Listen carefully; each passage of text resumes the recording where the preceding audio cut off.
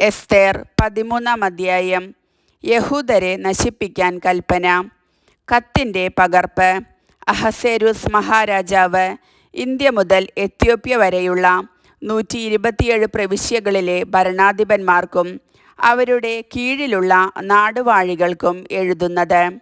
അനേക ജനതകളുടെ ഭരണാധിപനും ഭൂമി മുഴുവൻ്റെയും യജമാനനുമായ ഞാൻ അധികാരനാട്യം നടത്തി എന്നെ തന്നെ ഉയർത്തുകയല്ല ചെയ്തത്. പ്രത്യുത എല്ലായ്പ്പോഴും ന്യായയുക്തമായതും ദയാപൂർവകമായും ആണ് പ്രവർത്തിച്ചിട്ടുള്ളത്.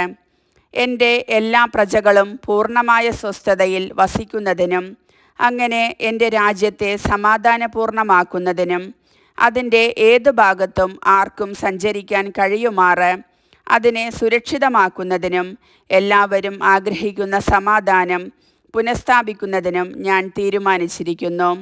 ഇത് എങ്ങനെ സാധിക്കാമെന്ന് എൻ്റെ ഉപദേശകരോട് ചോദിച്ചപ്പോൾ, ശ്രേഷ്ഠമായ ജ്ഞാനത്തിൽ നമ്മിൽ ആരെയും അതിശയിക്കുന്നവനും സുസ്ഥിരമായ സന്മനസ്സും ഇളക്കമില്ലാത്ത വിശ്വസ്തതയും കൊണ്ട് അതിവിശിഷ്ടനും രാജ്യത്ത് 2-ാം സ്ഥാനം നേടിയവനുമായ ഹാമാൻ ഇങ്ങനെ ധരിപ്പിച്ചു: ലോകത്തിലെ എല്ലാ ജനതകളുടെയും ഇടയിൽ ചിതറിക്കിടക്കുന്ന ഒരു ശത്രുജനത ഉണ്ട്.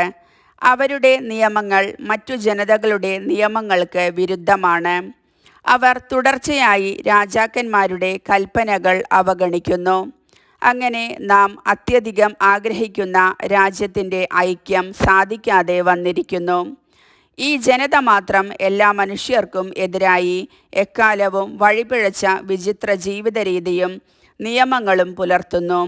നമ്മുടെ രാജ്യം സുസ്ഥിരത നേടാതിരിക്കാൻ വേണ്ടി തങ്ങളാൽ കഴിയുന്ന എല്ലാ ഉപദ്രവങ്ങളും ചെയ്തുകൊണ്ട് അവർ നമ്മുടെ ഭരണകൂടത്തിനെതിരെ നിലകൊള്ളുന്നു.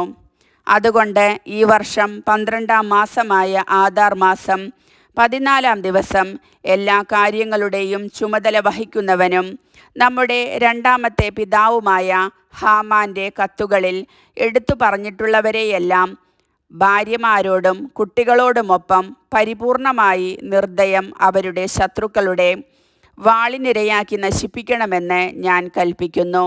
അങ്ങനെ പണ്ട് മുതൽ ഇന്നു വരെ ശത്രുതയിൽ കഴിയുന്നവരെല്ലാം ഒറ്റ ദിവസം കൊണ്ട് വധിക്കപ്പെട്ട് പാതാളത്തിൽ പതിക്കട്ടെ.